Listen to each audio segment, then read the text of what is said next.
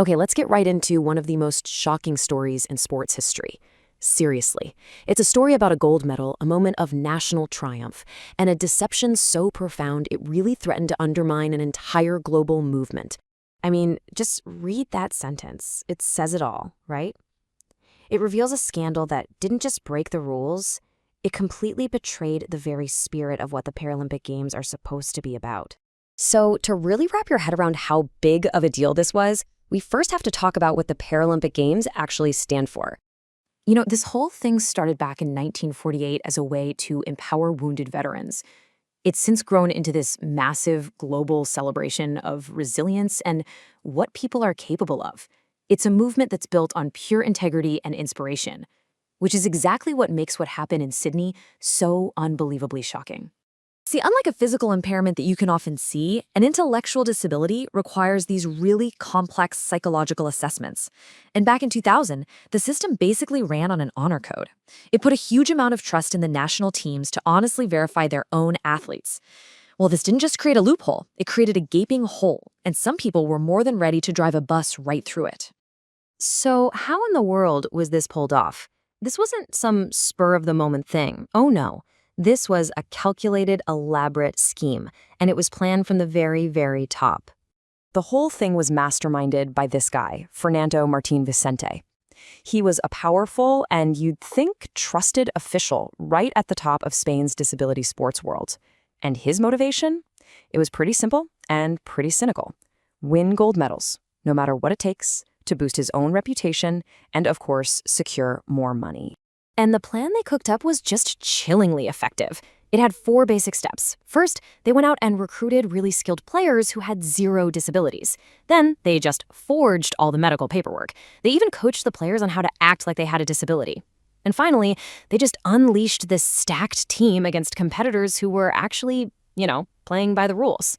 The sheer scale of this is what gets me. It's just breathtaking. This wasn't one athlete bending the rules. We're talking 10 out of the 12 players on Spain's gold medal team were complete frauds. It was a systemic lie, from top to bottom.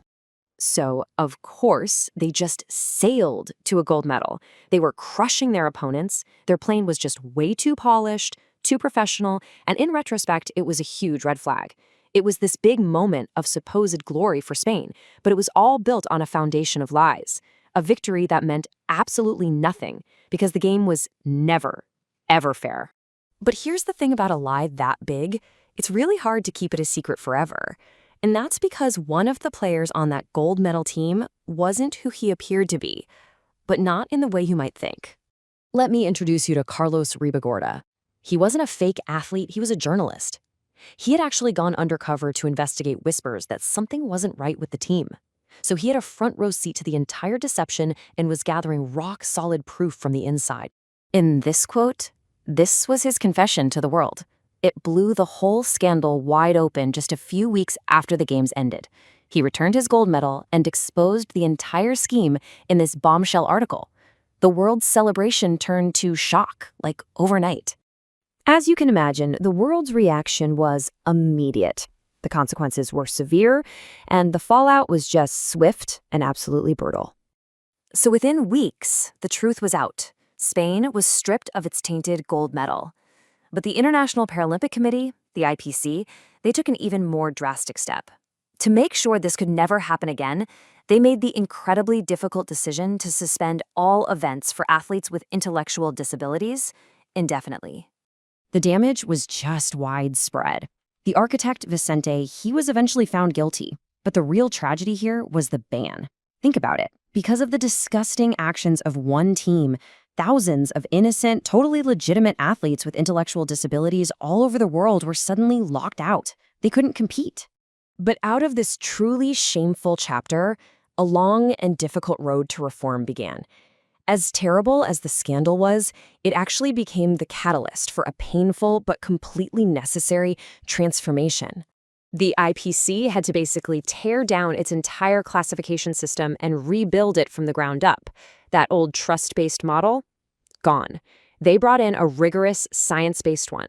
We're talking independent international verification, comprehensive assessments, a whole new process designed to ensure that something like this could never, ever happen again.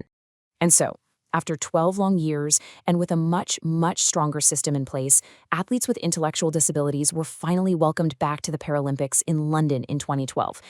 It was such a powerful moment, you know? It marks the return of thousands of deserving athletes who are now protected by a system built on real integrity.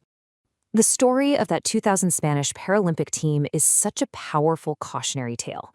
It's this stark reminder of that constant battle between ambition and integrity, not just in the Paralympics, but really across all of sports. It's a question we still have to ask ourselves.